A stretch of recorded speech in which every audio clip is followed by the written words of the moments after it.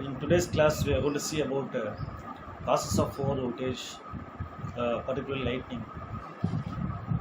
Lightning has been a source of wonder to mankind for thousands of years.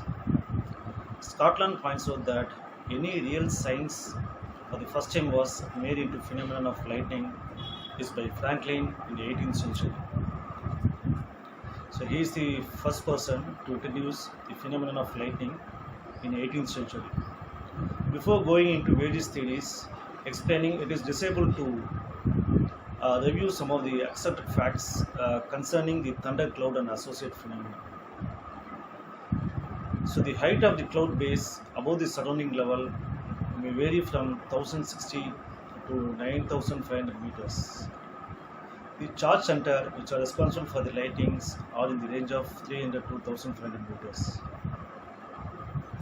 The maximum charge on the cloud is of order of 10 coulombs, which is built up exponentially over a period of perhaps seconds or even minutes.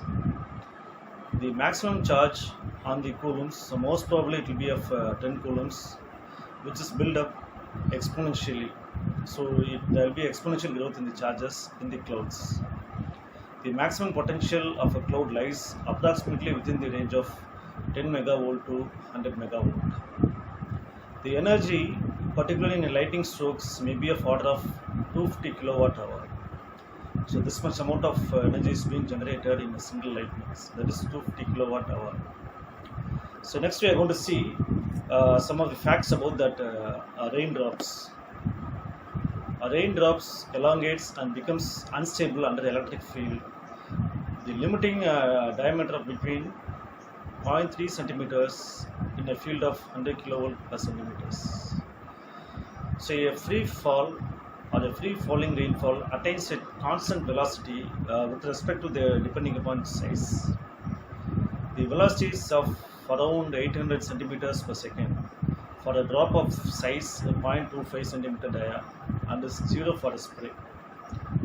These are the dimensions, that is 800 centimeters per second as a velocity and 0.25 centimeters a dia. If it is being in the form of spray, it doesn't have any dimensions, that is 0. This means that actually in case that the air current are moving upward with the velocity of more than 800 centimeters per second, no raindrops can fall. So this is a point to be considered, that is, if the currents are current in the sense that the air current are moving upward with the velocity greater than 800 centimeters per second, no raindrops can fall. Falling raindrops greater than 0.5 centimeters dia actually become unstable and break up into smaller droplets. So falling rain with a dia of 0.65 centimeters will usually becomes unstable and break up into smaller droplets, which will be seen in the form of sprays. When a drop is broken up by air current, the water particles actually becomes positively charged and are negatively charged. So we will be having both positive as well as negatively charged whenever that water droplets is broken up by the air current. When an ice crystal strikes with an air current, the ice crystal is actually will be converted into negatively charged and the air becomes positively charged. So these are some of the points about raindrops, or some of the points you have to keep in mind before going into the lightning phenomenon in depth with mathematical relations. So next we are going to see about Wilson's theory of charge separations. So actually this Wilson's theory is based upon the assumptions that a large number of ions are present in the atmosphere. So these are the assumptions actually we'll be making before going in depth in Wilson's theory. Many of these ions attach themselves to the small dust particles and water particles. It also assumes that an electric field exists in the Earth atmosphere during fair weather, which is directed downwards towards the Earth. The intensity of the field is approximately 1 volt per centimeter at the surface of the Earth and decreases gradually with the height, so that nearly around 9500 meters it is of only of 0.02 volts per meters.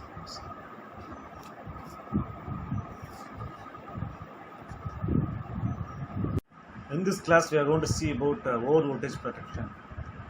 The causes of over voltage in the system have been studied extensively in previous sections.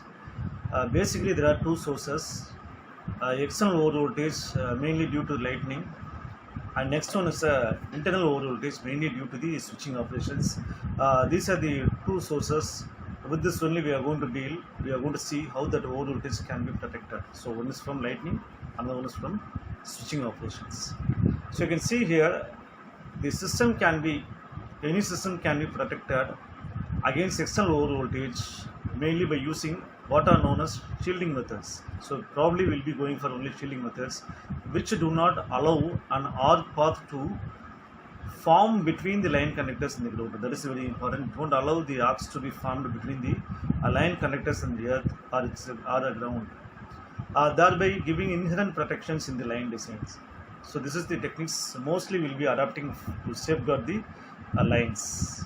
Next you can see here, normally for protecting any devices against internal over voltage, so we'll be even going for a non-shielding methods which allows an arc path between the ground structure and the line connector, but actually provides a quenching techniques for the mainly to quench the arcs. The use of ground wires is a shielding methods, whereas the use of spark gaps, the lighting arresters are the non-shielding methods. So these are the two differences we have between the non-shielding and shielding methods. We will study first the non-shielding methods, then we will go to the shielding methods. However, the non-shielding methods can also be used for some external over voltage also. So these are some of the brief introduction about how that can be safeguarded. So you can see here, this is the diagram which actually tells about the voltage curve of gaps for positive and negative polarity. So before dealing with this diagram, we will see some of the basics about how it can be safeguarded or protected from external over voltages. So you can see here, normally that the non-shielding methods are based upon the principle of insulation breakdown, as the over voltages incident on the protective device, thereby a part of the energy content in the over voltages discharged particularly the ground through the protective devices. So like that only it started discharging the charges. The insulation breakdown is not only a function of voltage, but it depends upon the time for which it applied, and also it depends upon the shape, size of that electrodes what we have used in that quenching techniques or in the surge arresters. The steeper the shape of the over voltage, the larger will be the magnitude of voltage required for breakdown. So that the shape of the wave is very, very important, plays a dominant role for deciding that breakdown strength. This is because an expenditure of energy is required for the rupture of any dielectrics. Whether gases, liquid or solids, the energy involved in a particular time. The energy criterion for various insulations can be compared in terms of some of the common term, particularly the impulse ratio, which is defined as the ratio of breakdown voltage due to an impulse of a specific shape to that of a breakdown voltage at that power frequency. So this is the actual definition for the impulse ratio, that is a breakdown voltage due to the impulse of a specific shape to the breakdown voltage at that power frequency. The impulse ratio for a sphere gap is normally it will be a unity, because that gap has a fairly uniform field and the breakdown takes place on the field ionization phenomena. So that's why it has a unity. Whereas for a needle, particularly in the short gaps, will have a value between 1.5 to 2.3 depending upon the frequency. So this you have to keep in mind. So normally the ratio is higher than the unity because of non-uniform field between the electrodes. This is in a non-shielding methods. Next you can see here some of the things. It straight away it tells about how it can be that impulse ratio can decides for the selections of particular protective devices for particular applications. You can see here the impulse ratio of a gap of given geometry and dimensions is greater with solid than with the air dielectrics. The insulator should have a high impulse ratio normally for an economic design, whereas the lighting arrestor should have a low impulse ratio, so that the surge instance on the lightning arresters may be bypassed to the ground instead of passing into the apparatus. That is very, very important. Otherwise, the apparatus gets damaged. The hold time characteristics you can see in the diagram. It tells about the impulse ratio on the hold time curve of that particular polarities for both positive and negative polarity. So from a diagram, it can be seen that hold time characteristics for the positive polarity is lower than the negative polarity. That is, the breakdown voltage for a negative impulse is greater than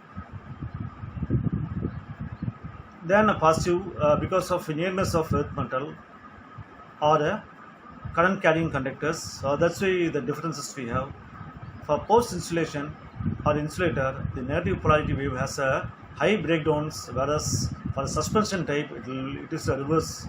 Normally it will be in a other way. So these are some of the points which you have to keep in mind while deciding which type of arresters or which type of devices can be chosen for particular applications or particular abnormalities.